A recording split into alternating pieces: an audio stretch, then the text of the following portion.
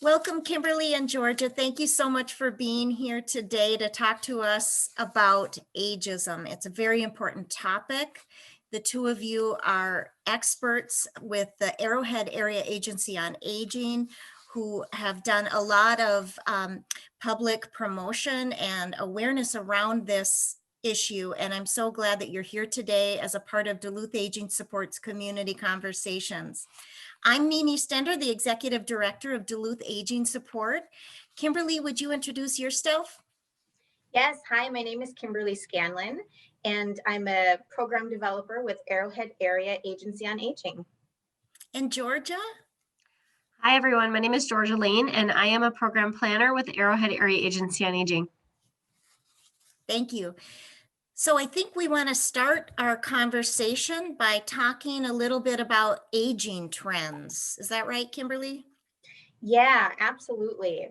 So to begin, you'll see a map of the United States, and it shows people age 65 and better, we like to say, in 2020.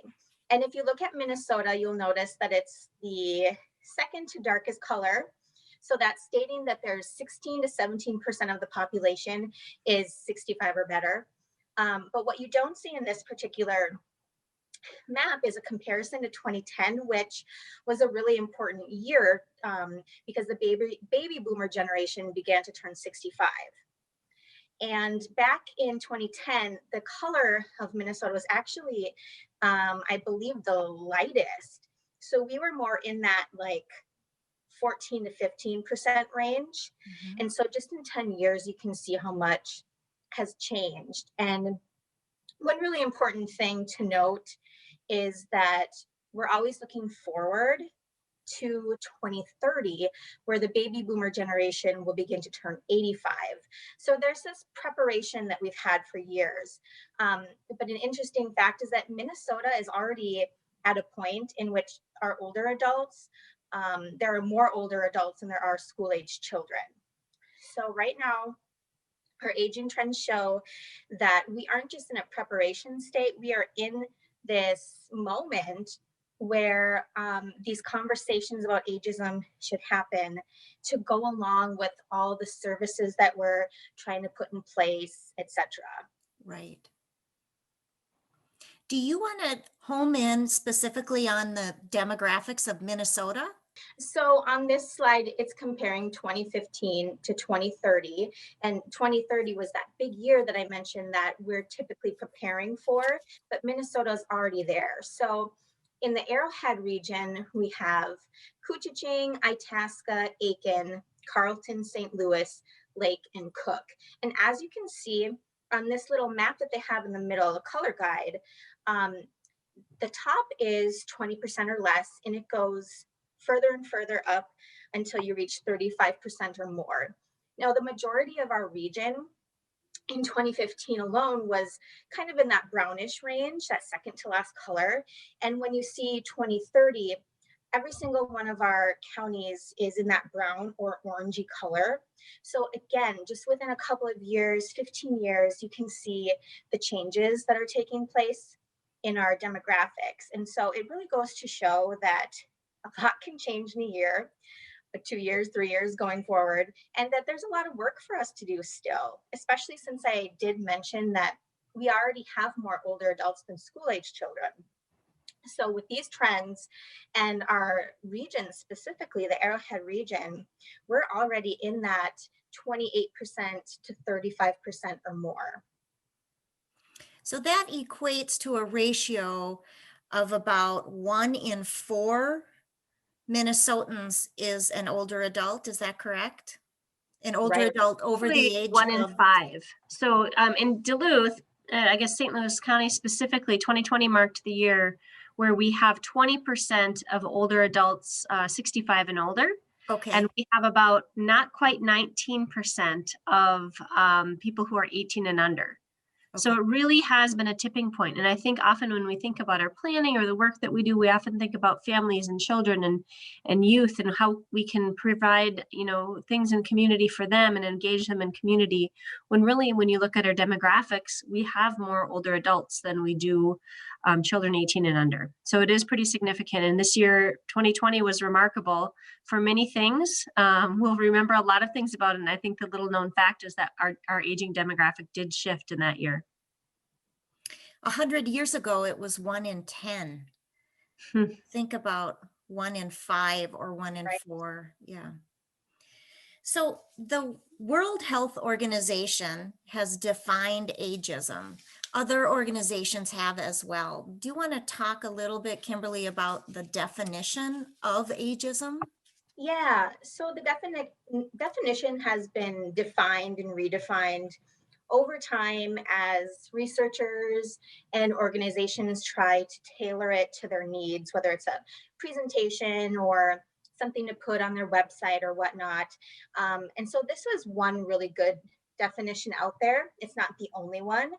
And they describe ageism as the stereotyping and discrimination against individuals or groups on the basis of their age. Ageism can take many forms, including prejudicial attitudes, discriminatory practices, or institutional policies and practices that perpetuate stereotypical beliefs.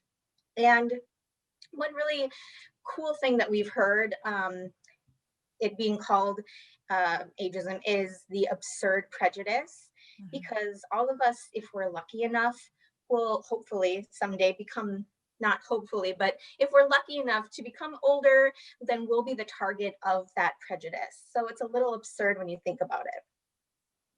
I think I've heard it referred to as ageism is the only ism against our future selves. It's an important ism, like all the other isms. Absolutely. Racism, sexism, etc. Would you provide some examples of ageism? Yeah, so some really common things are disparaging comments.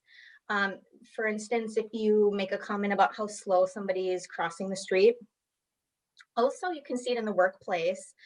Maybe an older adult will be tasked with stapling pamphlets together, while a younger adult might be chosen for speaking engagement or some travel.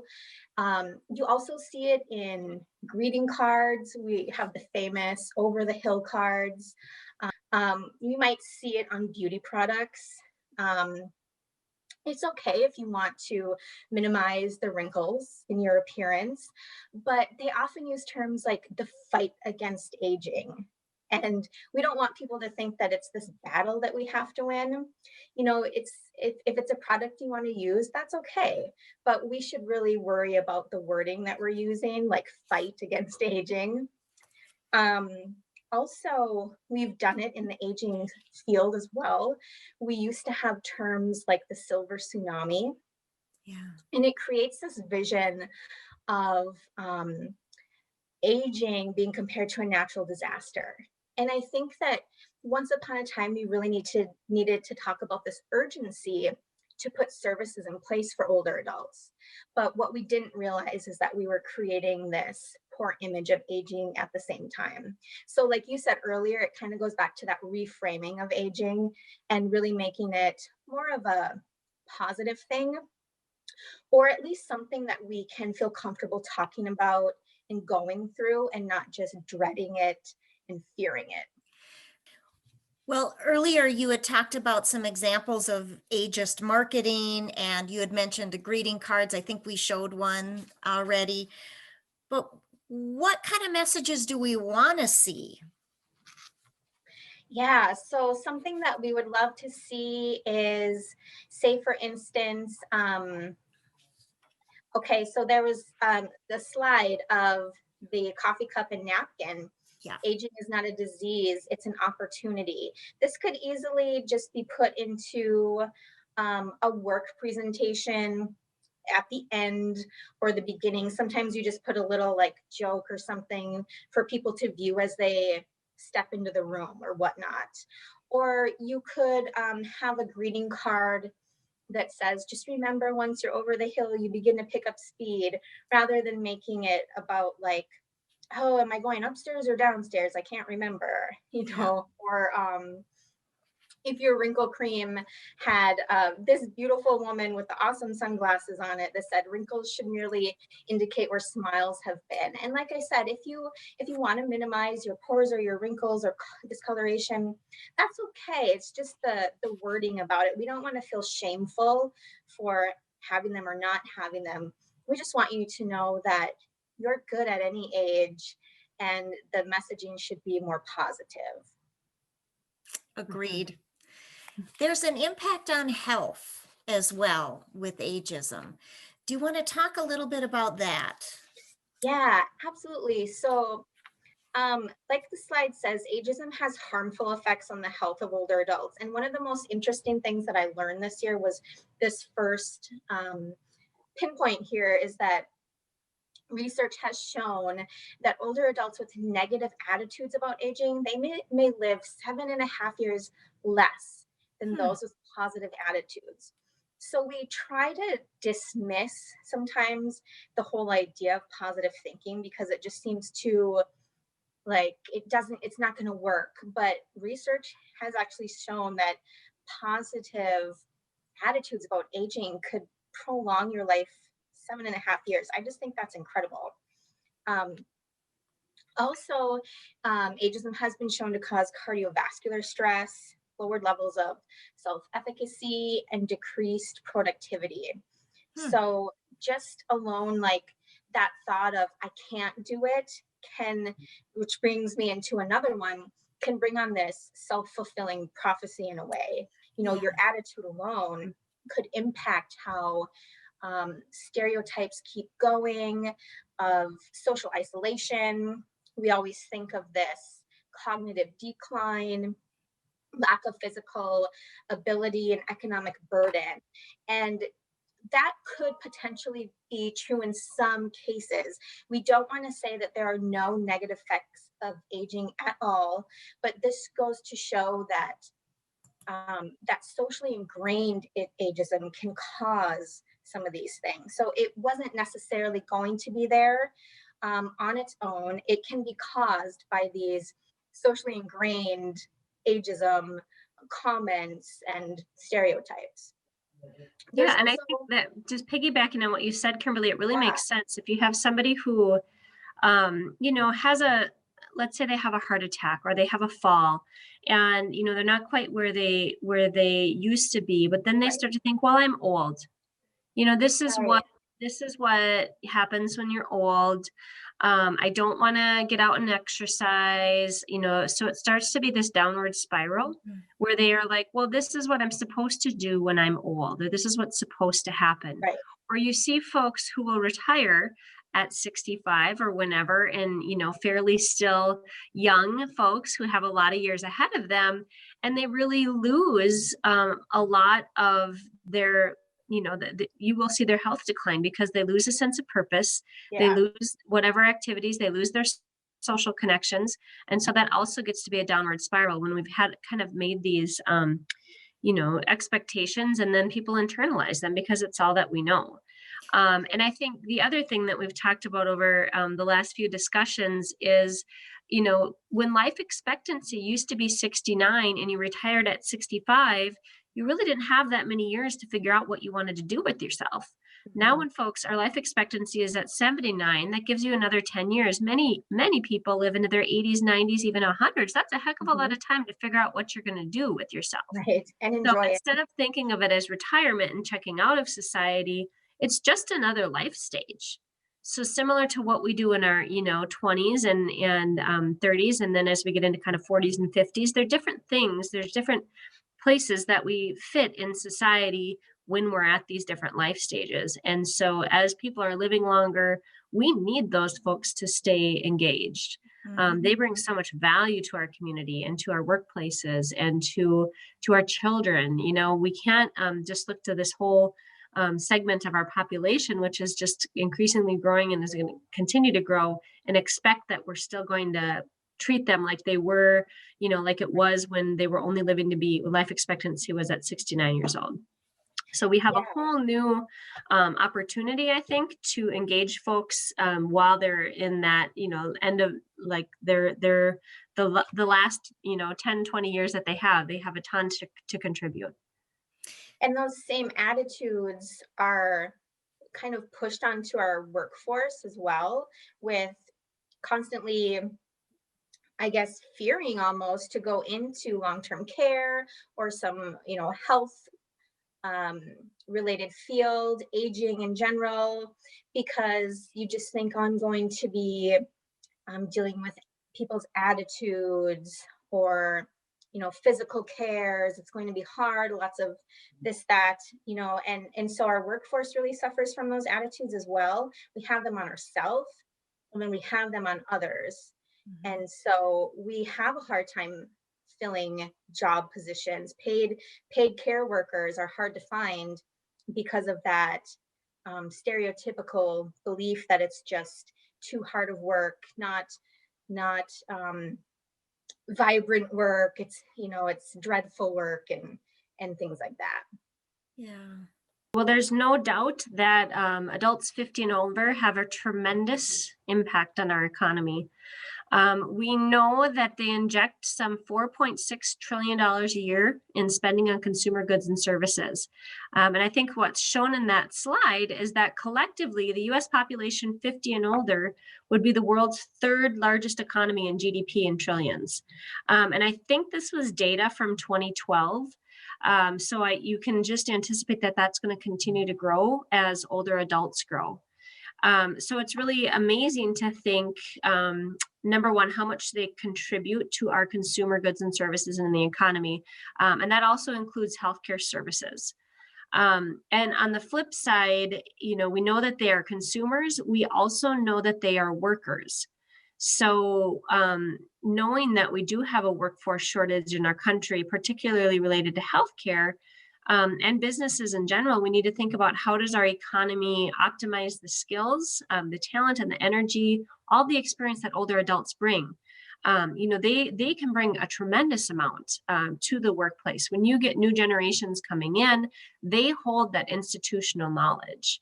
And so if companies and organizations can find good ways for a transfer of knowledge and to build multi-generational teams, they will be so much more productive and so much more enriched by taking the unique skills and just experience that they bring, the oftentimes perspective. I think older adults, there's been research shows that even through the pandemic, they haven't suffered as much because they've been through hard times before. So they know that when things are hard, that things, that they're resilient and they've experienced working through tough times before. And so those things can play out in the workforce too. They're problem solvers. And on the flip side, we kind of have to do two things at once. So thinking about how do we optimize the skills and talents of older adult workers, but also taking into account what are the unique needs of this population. So, opportunities for ongoing training. You need that for all ages. We all, technology changes so quickly. There's often a stereotype that older adults aren't able to utilize technology at all, or they're not able to learn technology. It's not that they can't or don't. It's just that we all need support to learn new skills throughout our lifespan and throughout our careers. So you really, when you're thinking about economy and workforce, there's a lot to think about. An interesting piece also that I wanted to mention was regarding unemployment. We know that, with the pandemic and with the economic crisis, unemployment is an all-time high. And I learned that after the Great Recession, it took older adults almost double the time to find a new job than a younger person. So AARP has done research. So if an older adult leaves the workforce, somebody 50 or older leaves the workforce, it takes them twice as long to get back in. So that's a big deal. That's a huge, that we aren't optimizing their skills and assets. And not only did it take them twice as long to get back into the economy, they came in at a lower salary. So it's significant in acknowledging that if we are to optimize them, to optimize older adult teams, multi-generational teams, that we really need to think about what practices can employers put in place to be able to ensure that that they're tapping into the older adult workforce as well. And it's interesting because age discrimination in the workplace can often be seen as early as age 40. And if you think about that, I mean, that's 2 more years for me. And so just to think about possibly in some way from someone to experience that in just 2 years feels way too early. Right. And I think, some things that employers can do or that organizations can do, thinking about, let's go beyond our college campuses for recruitment when we have job postings. That's just a very practical thing. We need to think about widening our referral basis. So where are the networks, that older adults are going to? Where do they connect with? Similar to affirmative action practices, got to think outside the box for how do you connect with an older workforce. And then, a lot of folks retire and go on to some type of second career working. I think we're going to definitely see with the pandemic flexibilities in work schedules, working remotely. We've all had to adapt. Certainly folks who with kids at home, our workplace has changed in so many ways that we probably don't even recognize yet. And so it's a great opportunity to think, okay, it doesn't mean that somebody who might go to Florida in the winter time can't continue to work with us on a part-time basis, work with us as a consultant. We actually have folks within our own agency who have continued to stay within the aging network. And it's just been a tremendous asset. So I'm hoping that does become more common, but that doesn't happen without sort of a general awareness around the need for older adults in the workforce. Georgia, what can we do at a community level? Great question. I think just talk about it. Let's talk about it at our meetings. Let's talk about it at our, city council. Bring it up to your local city council. Talk about it at your book club if you bring it up. I think those are things, just on a very kind of grassroots level at your faith communities, acknowledging that, hey, there might be some different age-friendly practices that can be done. And so we are on the cusp of doing some work in alignment with Minnesota, and it's called Age-Friendly Community Work. And this is on probably the next slide, around a designation. It's actually put forth by the World Health Organization and AARP. And so it's a formal designation that communities can take on. It is a 5-year process, so it is a fairly deep commitment, but many communities are doing this work already. So it's looking at a lot of different age-friendly domains for folks to tackle in their community. And so the 8 age-friendly domains include things such as transportation, housing, social participation, outdoor spaces, respect and social inclusion, civic participation and employment, which we were just talking about, communication and information, and then community and health services. So there's it's a really beautiful framework how it's put forth, because a community wouldn't have to tackle everything, but they could start to say, hey, let's look at respect and social inclusion. When we think of older adults in our community, do we think about folks who are living in a long-term care center, or are we thinking about the neighbor next door who might need some help shoveling a sidewalk? And so those types of things, or intergenerational programs. And so if our Girl Scout troop is getting together, are we bringing in older adults who might have some stories and wisdom to share that they maybe were a Girl Scout leader 20 or 30 years ago? And so there's lots of different ways where we don't just think about, we're going to take care of those people who need the care. And it's really on a community level, thinking about how do we engage in intergenerational projects and activities. And so there's a lot of new work happening. Actually, in 2019, Governor Tim Walz signed an executive order, which launched a process for Minnesota to become one of the first age-friendly states. So I think there are somewhere between, I'm not going to get the number right now, which maybe we can go back and I think look. Between 7 and 9 right now. Yes, States. thank you. Yeah, so there's somewhere between 7 and 9 states that have signed on to the AARP and World Health Organization designation. So what this is doing is there was a council that was assembled, worked through the pandemic, and assembled 8 recommendations to be put forth to the legislature. So this is really happening on a statewide level, you will probably, hopefully, be hearing more and more about it. I think the AAAs, area agencies on aging, have been doing work similar to this for a long time under the Minnesota Board on Aging. So we talk about livable communities, communities for a lifetime, dementia-friendly communities. They're all really important work, but this is the very first time that the state government has said that we are making age-friendly a priority, just because they look at our demographics. They see that we are not structured in a way that allows us to both meet the needs of older adults, but even more importantly, tap into the skills and talents that they bring. So yeah, there's a lot of great work that can be found on the AARP website related to age-friendly communities. And then, not even aside from coming on with a designation, there's age-friendly practices that we all can do, right? We can all look at things, as we're talking about, even if you didn't sign on for the designation, transportation. We could look at, how do we improve transportation options for everyone in the community? And I think that's probably one of the most important points with age-friendly communities, is that it's not just good for people who are aging. Age-friendly communities are good for everyone. So if you have, a sidewalk that isn't shoveled in the winter, which many of ours aren't right now in Minnesota, it's not just detrimental to somebody who's uses a wheelchair or walker. It's also detrimental to people who are pushing strollers, or who are, trying to walk to their local grocery store or whatever they want to walk to. And so, we really need to stop thinking about age-friendly work as just something that's done for other people. When we think about building trails or building parks, are those accessible to people of all ages and of all abilities?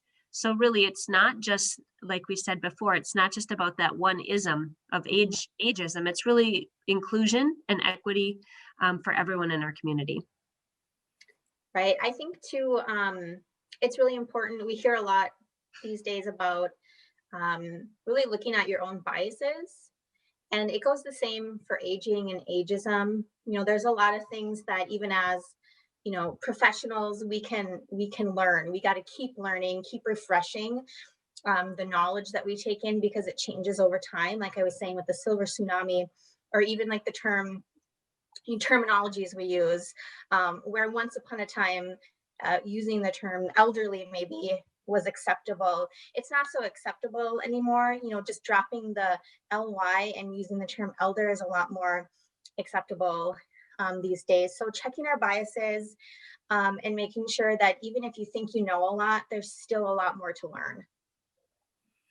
Great messages. And I want people to be able to find out more about all of the work coming out of the Arrowhead Area Agency on Aging, which I call the Quad A.